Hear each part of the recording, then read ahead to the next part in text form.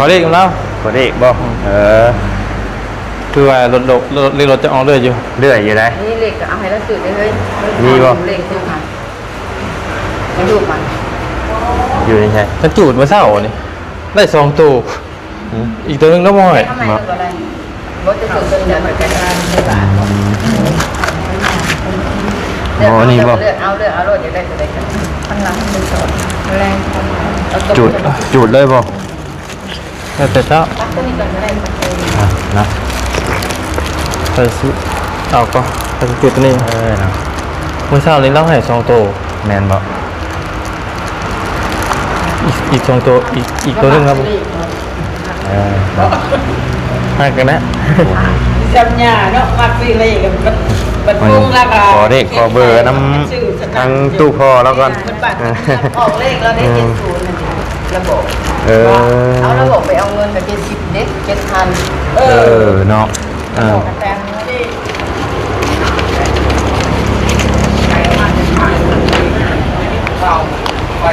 ยันมาบ่ทันนะบางเดี๋ยวเผื่อยันมีเวียดมีงานไปเลยยันมีเวียดมีงานนะเนาะออกมาได้คนเอาอยากนวลเนาะตกเด้อผลนี่เนาะเนาะถูกเนาะ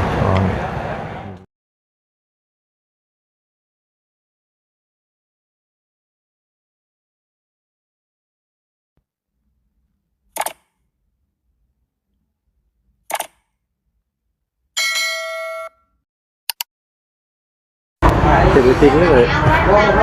เนาะพี่น้องเลยโทษเดินทางมาเมื่อคืนนี่ข่อยกะออกมาแต่อัน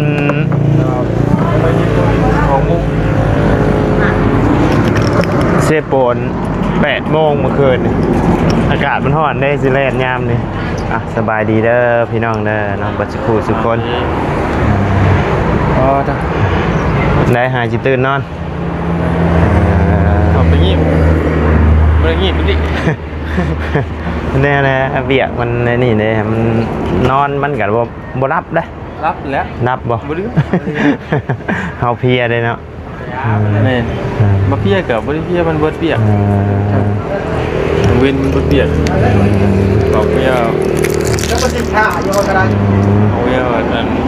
เบิดมันโบนั่นกะผักก้อนเนาะเจ้าบ่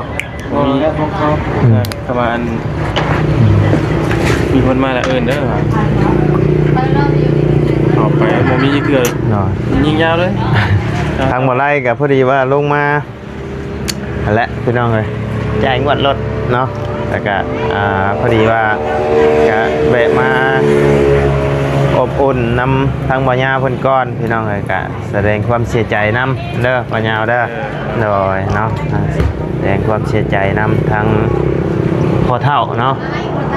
พ่อเฒ่าบ่อยาวพี่น้องเลยเป็นเลยเสียแล้วเนาะเพิ่นเสียจะมาจังโมง6 โมงไป6 โมงกว่าพ่อเฒ่าแล้วแหละกระเทาอย่างนั้นแบบเสารักเสาก้นเสาเอกเสาโทละแมนเนาะถือว่าเสารักเนาะเสารักของครอบครัวพี่น้อยโอ้ขักได้นี่ เอาตัวนี้เลยค่อย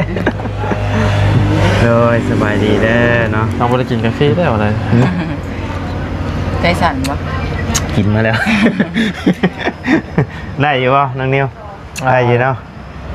หรือว่ามันไก่พอบอมันจ่อป่ะได้นะคิดว่าเจ้าสิมาเบื่ออื่นเดี๋ยวเจ้าสิมาเบื่ออื่นเนี่ยที่แรกกับวันสิมาเมื่ออื่นแล้วพอดีว่าลุงมาจ่ายงวดรถก็ได้แบะเลยได้ลงมาจ่ายป่ะแต่ละทีแมนเขาบ่ได้ตั้งแอปอย่างบริเหตุเลยโอนกันเขาต้องมีแอปแมนแอปมันบริษัทเพิ่นแล้วแมนสำหรับในแอปเลยแมนแต่นี่พอบนมีเลยเพิ่นก็ต้องโหลดแอปใหม่ตัวเขาตอนเขาดาวดิเขากระจายทางแอปแล้วก็มันก็มีรายละเอียดแบบนี่แหละและเขาก็ชี้จ่ายงวดเขายังอยู่บ่ไปได้ จะไหนเขาคูณนะฮะ เบิดแล้ว เบิดเงินสิจ่าย ก็เดี๋ยวว่าเบิดงวดเลยมาแล้วคนข่อยยัง เอาเงินไปปัวตัวเองบ่ ข่อยมัน แต่ว่าน้อง จะ นี่ พาจะพาของข่อยตัวไปก็ได้เดือนเดียว เบิดเลยเด้อดิ เคยบ่ไอเดือนยาพา เคยก็มีอยู่ มีเลยได้เดือน บอก นี้ กับบรีเด้ ของใครอยู่น่ะเนาะ กันอันนั้นเลยบ่ได้ ใครอยู่ข่อย ใครอยู่เจ้า จะได้เรา กันยังใครอยู่นะผ่อนเดือนเท่าไหร่ หมูเดือนละเดือนละ โอ้มีสัญญาเนาะกันยังใครอยู่พี่น้องไอ้บอลของเจ้ามันบ่ได้เข้าไฟแนนซ์เด้ โอ้โห มัน นะ ก็บ่ได้เข้าไฟแนนซ์ทางน้องนิ้วก็จ้อยแห้งเนาะเดี๋ยวนี้เนาะเจ้าก ำลังสิเข้าลง โอ้ยอย่าเอาจริงกวนเนาะเอาไว้ดูดิ แล้วสวมมันเศร้านะเห็นเอา เดี๋ยวกัน ยังหนุ่ม เช้าคือว่าไปมกบ่เห็นชงลงกลุ่มเมื่อวาน ว่า นี่ นี่ขามมุกไปกลัวตัวเองนี่แหละ และก่อนสิไปช่อยคนอื่นก็ช่อยตัวเองก่อนแรกพี่น้องเลย อายาเป็นมากินไปเลยนะคะเนี่ย มันเป็นทีเดียวเลย แล้วรู้สึกว่ากินเข้าไปแล้วเป็นอะไรมันก็ยังแบบหักเก่าบ่ แต่ที่เก่ากับไทยเนี่ยอยู่เรื่องไทยเนี่ยเนาะดูละ ไปในทางมั้ง ไปแล้วเพิ่นว่าเป็นยังเหมือนนั้น เจ็บปวดเจ็บเพื่อบริเห็นตับกระดีหมักกระลังกระดีแบบมันเกี่ยวกับการห่างเลย เลย เป็นนิ่วบ่มี โรคอิหยังบ่มีเลย บ่มี ไม่ว่าครับนั่นนั่น เดี๋ยวส่องกล้องเบิดกับกระเพาะบ่ได้บาดบ่ได้เบิดบ่ได้เจ็บบ่ได้หยังลมในท้องกับบ่มีคนเป็นย้อน ไม่เกี่ยวกับยังบัดนี้เนาะ ตาบ่เห็นก็อาจจะ อาจจะเป็นไปได้ เพราะว่า เนาะ แนวนี้แหละยังมันก็ดีเบิดแล้ว แม่น เขาต้องไปทางตาเว้นแน่ ก็คือน้องนิ้วนั่งกินข้าวกับน้องเพิ่นกินนี่ก็กินหน่อยนึงเนี่ยออกข้างเก่าออกข้างเก่าคล้ายๆกดไหลยอด เสียเงินเลยบ่ได้ก็บ่เศร้าแบบไปหลายเด้อ เวลามองเป็นจัดยางคนละยอดอย่างนั้นแหละ พอเขาเคยเห็นมาเลยเช้านี่แหละเช้าตัวเองนี่แหละเราก็เบิดเงินแบบเกือบเบิดตู่ไปปัวนี่ใส่เราก็ไปขึ้นแบบนี้แหละไปทางอันตาเวนเนี่ยเราก็ไปหมดแล้วก็ไปปักเซ่ไปแล้วบัดมันสีเศร้าหันเศร้าน้ำยาเขาใส่ให้ซักให้เศร้าบ่ได้ไปหมออะไรแบบแพทย์เขาอันแพทย์รู้จักกันแล้วก็ซักก็ถูกเลยนะคะเราป้าก็เป็นแพทย์อะไรก็เป็นแพทย์แต่มันไปซักไปเศร้านำแบบแพทย์ธรรมดาเศร้าแบบว่าบ่มันเหตุผลไปถึงหม่องนะว่าแล้วกันเนาะ แล้วก็ตะกี้เราก็จังว่า คืออันนี้ ได้อีกทั้งนี่เรากินเบียร์ ไปยักเทื่อแล้วไปมกใช่ ทำให้ท้องเสือแล้ว ไปเทื่อแรกกับบริมีหยัง วันที่แรกผมป่วยคนละยอด บนไดยอดไปเทื่อสองบ่มีหยัง จ้า แต่ที่ก็ระยะนี่เก้า คนละยอดคือเก่าอะไร ไปบนอะไรกับบนอะไรคลินิกเวียดกับบนอะไร คือว่าบนนักๆบริเป็นนะมันเป็นอย่างนี้แต่ว่าบ่เศร้าจริง น้อย ประมาณ เอากะขอให้ดีให้เศร้าไว้ๆเด้อน้องเด้อ ๆ เนาะ รักษาตัวเอง รักษาตัวเองก่อนช่วงนี้กับพี่น้องเลย แบบพา จอยแห้งนะจากน้ำหนัก60ปลายเนาะเรือ52โอ้ ถือว่าลงลายจะได้ ภายใน2 เดือน เนาะและอย่าได้หุ่นดีจะได้แล้วบ่ไปใส่มันจังบ่เมื่อยแล้วบ่ มีผู้ชับ แห้งเมื่อยแบบนี้ จอยก็จอยธรรมชาตินี่ใครได้เนาะจอยแบบเขาเป็นนี่กับเมื่อยได้ จอยเป็นไพ่เป็นโรคเอาไว้ ใส่ไปไหนก้อนคนนี้ คนยุ่งอะไร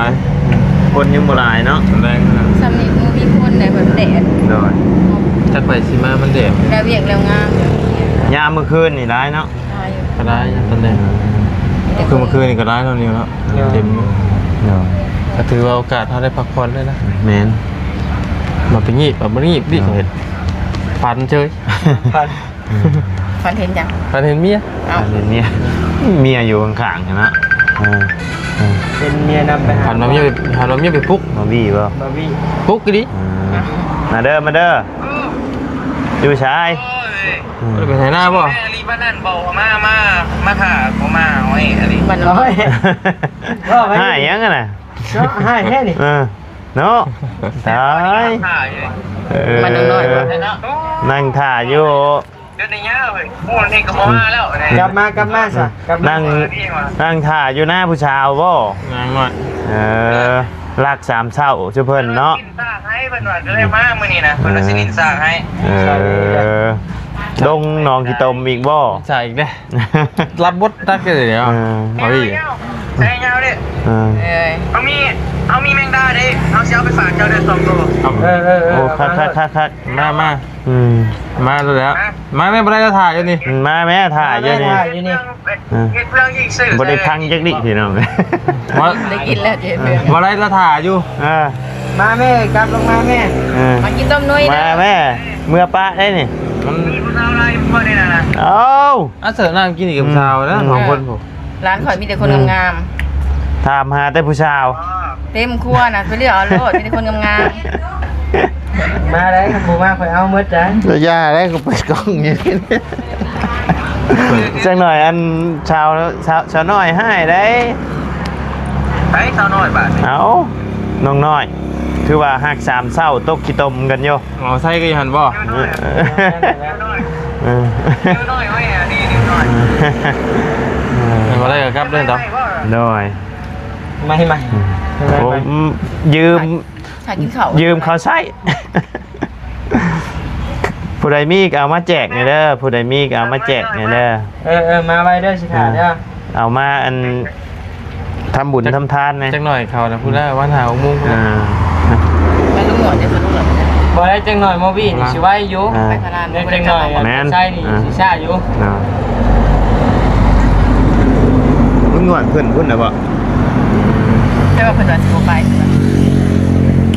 เมื่อไรจะทรงสการ ประหัด มันประหัดโอ้ นายมืออยู่ หลายมืออยู่เนาะ ได้นอนเพิ่นได้นอน นอนผัก ตอนแรกนี่บ่ให้นอนนะตอนแรก ป้าเอาลูกเก่าแล้ว ลูกก็ได้เปรียบไอ้นี่เนาะ แม่นแล้วเพิ่นได้เอาลูกได้ไปหาแขกเด้ เอาก่อนอื่นก็ต้องแสดงความเสียใจน้ำเด้อทั้งสาวแพงเพิ่นเนาะที่ได้เสียทั้งพ่อเนาะไปพี่น้องเลยเห็นทางบ่อยาวโคตรลงเอ้าคือจังหวะพาไปหาหมออยู่แบบว่า เห็นมาเพิ่นเสียแล้ววะ ไปห้องหมอมันเพิ่นฮู้แล้วเพิ่นบ่รอดกลัวได้เพิ่นตายนี่ได้เพิ่นก็บ่เศร้าจริง เราเป็นมานี่ได้จักปีแล้ว เกือบเขา2แล้วนะมันปีปลาย2ปีกว่าช่วงหนึง เป็นนัก2 ปี ช่วงนั้นอ้ายพยายามสิเสียก็เที่ยวของหมอแบบเดือน1 2เทื่อ เลย แต่ว่าเรื่องเป็นแล้วเป็นตลอดนะเราเป็นนะ มันเราก็เกือบสิเสียแต่ตอนอ้ายบ่ยาวสิเสียเพิ่นแรกเลย มีก็มีอยู่ช่วงหนึ่งเนาะช่วงหนึ่งไงเห็นอยู่ทั้งที่เจ้าพาไปหาหมอนะ อันนี้ผัดคิดแล้วเราสิรอดรักผัดบ่รอดนะ นี่สองกล้อง ได้เลยเข้าไปเบิ่งได้ได้มัน นี่อันนี้แหละกล้องส่องไป โอ้ยอันนี้บอสภาพจะเป็นอาการเจ้าตอนเป็นอันนี้บอ เป็นอันนี้แหละ แหละ เป็นอันนี้แหละ บางคนในกล้องคู่เขาเป็นมันคือยังใส่อยู่ดิ กระเพาะหัวบ่นี่นะ กระเพาะหัวนี่ ห่อไข่ก็เป็นลำไส้หัวลำไส้อันไปสอบเมืองในเอ็มคลินิกเวียดนะไปสอบแล้วเลยในลำไส้แล้วในนี้เนาะมันแดงแล้วมันเลือดซึมมันบ่ลำไส้นะได้เฮ็ดให้แล้วถ่ายแล้วเป็นดำโมเมนต์หยังดำเลือดถ่ายดำพันเลือดแบบเลือดแล้วออกนะเลือดออกมานำมาจมแล้วก็เมื่อยแบบนี้แบบเลือดล้วนๆนะมันดำแบบเลือดล้วนๆเลยพอเราเมื่อยแห้งแล้วถ่ายแล้วเถื่อแล้ววันนี้ถ่ายแล้วเถื่อประกอบความดีเนาะเลือดมันจะออกมาแล้วถ่ายแล้วก็เมื่อยเลือดรุดคุณเฮามันก็ต้องเมื่อยเลือดเราประมาณ19ตรงนี้นะแล้วไปอันหมอเลยโรค15แต่ต้องใส่เลือดถุงนึงใส่2ถุง เดือน15แล้ว ใส่2ถุงแล้วอ่ะแล้วไข้แน่บัด แมนในเท่าข่อยช่วงนั้นก็บ่มีเลือดด้วยกันนะ ง่ายกว่านี้ ใส่ ไป2ทุ่ง เลือดและสำคัญเลย ใส่3ถุงนี่มันทะลุเลย อืม แบบจั่วเลยแบบนี้เราถ่าย2เถื่อแล้วก็เถื่อที่2แล้วก็ชุดเลยแบบนี้ชุดแล้วก็ตีงบ่ได้ อืม เมื่อยคนก็ว่ายเมื่อยแล้วก็ประมาณใส่เลือดประมาณ2 มื้ออีกเลยแล้วก็เว้าแล้วว่าเราบ่รอด มาแล้วเราก็บ่คิดว่าเราสิรอดนี่นะเพราะว่าธรรมดาก็นั่งเว้าอ้อยเกแล้วของข่อยข่าวเราก็เว้ากันดีนี่แหละแล้วก็เจ็บมือเราสิเสียหาเราเจ็บแฮงเราบ่ไหวหั่นนะเจ็บเขาก็ใส่ยาให้แล้วก็ไข้แน่แล้วก็ป่วยแล้วก็นอนแล้วก็ลุกมาเว้ากันอีกเว้าแล้วก็เรานอนไปสักพักก็เห็นน้องเขามา เลย น้องเขามาหน่อยนึงนะเต้าเดียวนึงพอหานาทีเนาะกว่านี้นี่ข่อยเขาไปหาเพราะว่าเราเขาไปหาเงินนะไปเอาเงินนั่นแหละ เลย แล้วก็บ่ได้เว้าเลยกับนอนแล้วก็ขับมาแล้วก็ค้างกระปิดกระพายค้างเมื่อคืน เลย ค้างจนใจขาด ตอนค่อยไปแล้วยังไม่ได้ค้าเรายังบอกจักเมื่อยเหรอ ห้องหมอนี่บ่อยู่ เราเสียอยู่ในเฮือนเลยบ่เสียอยู่เฮือนเนาะ แม่ว่าอะไรก็เอาเงินเพื่อนแบบทางลูกก็บ่อยากเอามาเพราะว่าเขาก็อยากป่วยแล้วที่สุดยอดเรามีปฏิหารแล้วรอดมาอีกนะบางทีแจ้งมาเราไม่มากับนี่ว่าเราก็ยังไม่อยากให้เราไปเนาะ เลย วันนี้แม่ว่าหมอก็ว่าเราก็รอดแล้วอยู่ได้น้ำยาเพราะว่าทางเงินซะเราก็อยากมานะเพราะว่าเราข้างขับเปิดห้องเราก็อยากมาบัดมาหัวเรือเราก็ค่อยมอยลงเสียงเราก็แล้วก็เศร้าแล้วก็ไปแบบแต่งคันให้เราขอบเล่าว่าเราต้องเป็นห่วงยังจะไปดีซะก็ต้องเป็นห่วงยังดอกลูกเต้าก็สิเบิ่งแม่ดอกเราคนที่ป้าดอกจะผมต้องเป็นห่วงอันใดมงดีมงงามจะก็ไปสูงบุญสูงกุศลให้ลูกว่าบ่ให้ไปตอนนั้นส่วนแรงส่วนง่าย เลย พอดีอันตะเวนขึ้นเราไปแต่งคันเราก็ค่อยๆ ทรงสการมื้อวันพฤหัสแล้วก็ครบ3มื้อนี่คือเฮ็ดบุญนั้น พระหัตถ์สุกแล้วก็เสาตั้ง เสาร์ตั้งวันอาทิตย์นี่คือตักบาตรเนาะแบบเดียวครับอยู่ทางบ้านเมียเขาแต่ว่าบ้านเฮานี่เนาะ ตอนเมียจะคือกันปะ คือกัน บ้านบ่ยากฮะบ่ได้มีแล้วเงียบแบบนี้ บ่ได้นอนไปนอนรอบเลยบ่ได้ขึ้นไปนั่งนี่ โอ้ว่านโคกใหญ่นี่บงหมักกุ้งไก่เลี้ยง กระม่วนไปได้นึงวันนั้นน่ะ แม่นกะมันก็อบอุ่นดี แต่ นะ ก็เมื่อยเฮา กะแนวอยู่นี่กิน บ่ได้ เลี้ยง อุ่นที่เมื่อยหัวบ่ได้อุ่นที่ ผมไปขนาดจะไปงานจะก็ยังเมื่อย ไม่เอามาละ เดี๋ยวจะไปเป็นเจ้าภาพจะไปงานจะก็ยังเมื่อย เมื่อยนะ แต่ถ้าไปงานเด็กให้เมื่อย แม่น ข่อยเคยไปตอนเงินขอบ่ยาว ถ่วยก็ล่างเลยวะถ่วยไผ่กะ ข่อยก็ว่าขนาดเขายังบ่ได้นอนเลยมันสินอนกลางเว้นมาถัดฮอดเนาะ แล้ว คือข่อยเฮาก็ต้องได้เรียก มันไผ่กับล่างเลยได้เลยมันเคยกับขาดีวะซอยดิซอย ชุด ซอยไปน้ำหย่ำไปน้ำพอเห็น ถ้าสิ้นบ่ แม่น คือนี่แบบสั่งมาเลยแบบ อันนี้แบบว่าแม่นซื้อกระดูกมาเองแล้วแต่เฮาสิเฮ็ดเฮาสิแล้วแต่เฮาเฮ็ดบ่ได้เน้นว่าสิขาหมูขาไว้ บริมีชิงงัวนะ อยากกินหนึ่งผักก็กินอยากกินเปิดเฮาย่อก็แกงเปียกแล้วก็แล้วตำหุงบ้านเฮามันก็บ่ได้ยากเข้ามาก็ตำหุงก็แล้ว เฮาก็ฮู้กันอยู่เนาะแบบว่ามันแบบเบียดงานในนี้ คนเขาบุกินใช่ไหม แม่น กิน แม่นเขาบ่กินครับ บ้านบ่ได้กินบ้านเฮาบ่ได้กินตำหุงทอดปลาแล้วก็แล้วไป เนาะ งั้นน้องบางเทีก็เป็นทำมางั้นน้องก็เป็นต้มจืดผัดกะเพรา เนาะ บ่ได้ซี ทอดนะบ้านเท่านี่3 ตัว4 ตัวว่า โอ้ย โอ้ร้องอีนี่กูเอาตัวนี้แหละทึกนี่เลยหัว2 ตัวพ่ออะไรหัว ไปเพื่อนใดของกินพ่อเขาว่าหัวใช่ไหม ว้าวเป็นซักนี่หว่าครับ ก็แท้ได้ ง่าย ป้าชาพี่น้องเดียวทั้งมาไล่สิเขาไปจุดทานเนาะโดย ๆเขาจะทำได้บ่เขาบ่อยากให้จะเห็นลงสุกมันสิ โดยโอเคไป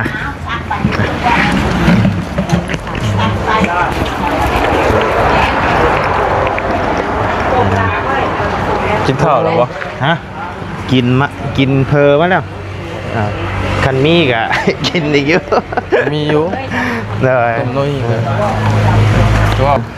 นี่บ่ จุดทูบฝักแล้ว จุดทูบจัก ฝักแล้วฝักแล้ว เอาดอกเดียวก็ กันเน้นเวลาพอเล็ก ขอเลขกันแล้ว บ่ได้อีกบ่เออ คือว่ารถเรียกรถจะเอาเรื่อยอยู่ เรื่อยอยู่ได้ นี่เล็กเอาให้เราสื่อได้เลยเล็กดูมันดูมัน อยู่นี่ใช่ ฉันจูดมาเศร้านี่ได้2ตัวอีกตัวนึงน้ำมัน ทำไมตัวอะไรรถจะสื่อเป็นเดือนเหมือนกันเลือกเอาเลือกรถอย่าได้ตัวใดกันข้างหลังเป็นสองแรงจุดเลยบ่ แต่เช้า ตัวนี้ก่อนไม่ได้ นะ ไปซื้อเอาก็ไปจุดนี่ นะ เมื่อเช้านี้เราให้2ตัว แม่นบ่ อีก2ตัวอีกตัวนึงครับ ห่างกันนะ จำยาเนาะมักสิเลยกับบัดปรุงแล้วก็ ขอเลขขอเบอร์น้ำทางตู้พอแล้วก่อน ออกเลขแล้วได้70ระบบ เอาระบบไปเอาเงินกับ70เด็ก7,000 เนาะ แตงดิเอาอยู่ไหน เจ้าจุด เงินกับเสี่ยง จุดของเจ้าบ่ บัตรสตาร์ ขอด้วย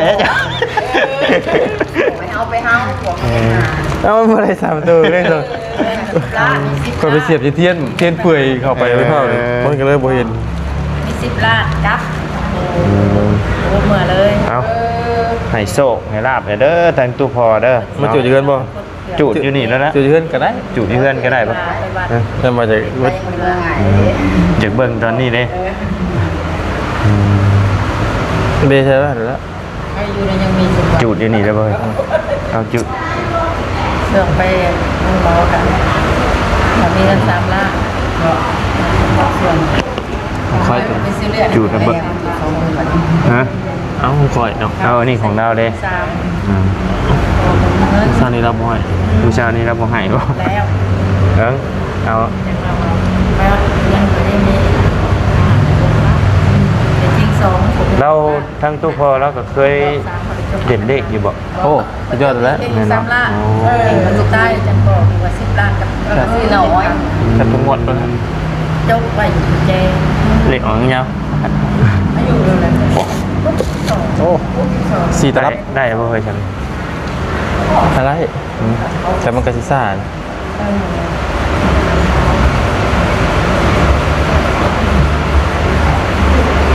แล้วมา ได้เด้เนาะ ได้ไปนอกก็ได้ทำมาแล้วนะ แล้วเลย จับทาง มันจะเบิ่งนี่แล้ว ลุงวัน แก่ตรงนั้น เห็นให้โชคให้ลาบเด้อ มวยเน่า มา จอดแล้ว พี่น้องเด้อเดี๋ยว มวยเน่าจอด ทานน้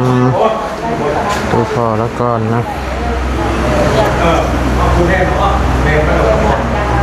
พ้มึงกูยืนจังนี้กูเบิ่งแล้วเริ่ม ให้เราดีมีเองเด้อ แม่ปะ มาบอกให้คนในครอบครัวเข้าใจเลย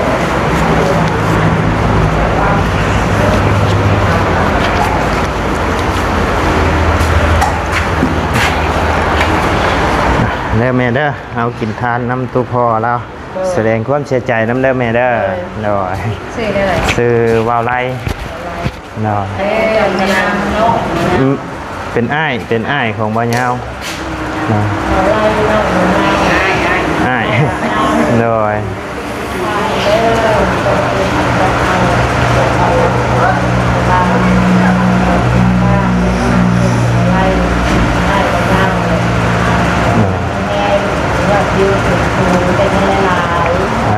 ถูกเนาะเนาะโดยแสดงความเสียใจน้ำเด้อแม่เด้อโดยขอบใจหลายๆเด้อเอาได้บ่ยาว มาใหม่ไปเอาลงเบิ่งอยู่รุมพอแสดงว่ารับบ่ให้ เฮ้ยไอ้ บ่ให้เจ้าเลย บ่ให้ย่อเช่นว่าพี่น้องเลย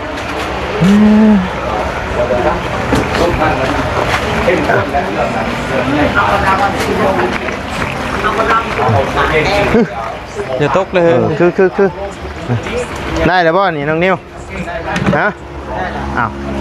แล้วว่าคือว่ายังบ่ได้ แล้วว่าเจ้ายังบ่ได้แล้ววะบ่อย่าได้ซะ อย่าตกเด้อมัน ส่งคืนช่องนึง ไม่ใช่ป่ะคน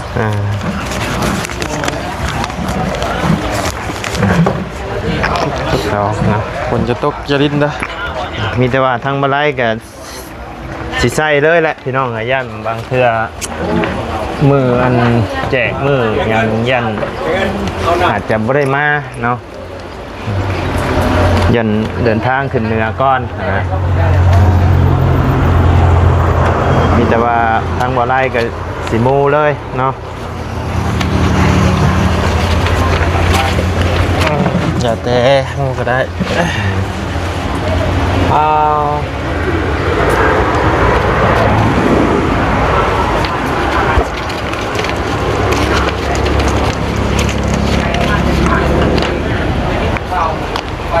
ยันมาบ่ทันนะบาง เดี๋ยวเผื่อยันมีเวียกมีงานไปเลย ยันมีเวียกมีงานนะพี่น้อง คนออกมาได้คนเอาอยากลวน น้อย ตกเด้อผลนี่เนาะ เนาะถูกเนาะดีมีแหงบุญนำคำชูเนาะถูกเด้อบ่ยาวเด้อ โดยขอบใจหลายเด้อบ่ไรอ่ะ โดย อยู่ดีมีแห้ง รุ่นกัน ขอบใจพอเข้ามาอยู่มาที่เรามาเข้ามาเนาะ โดย ดีมีแห้งขอให้ยอดวิวปังๆเลยบ่ไรเด้อเนาะ ถูก ตรงนี้ เนาะ ก็รู้สึกว่ารับหลายเจ้าก็ แม่นรอบลายเดือนนี้มุดมื่นบ่ยาวแย่อยู่โด ขอให้ ย ได้โดย ลายเก่าเนาะ โดย ให้ดีมีแห้งสักพี่น้องเลยเนาะ ถูกบ้านสาวพี่น้องเลยสำหรับคลิปนี้ทั้งบ่ไล่ก็จะได้ขอตัวจบคลิปปิดคลิปลงไปเพียงสำนี้ก่อนพี่น้องเลยพบเจอกันคลิปหน้าเด้อเนาะสบายดีเด้อพี่น้องไปพี่น้อง ตกเลยเนาะโอ้บ่เดี๋ยว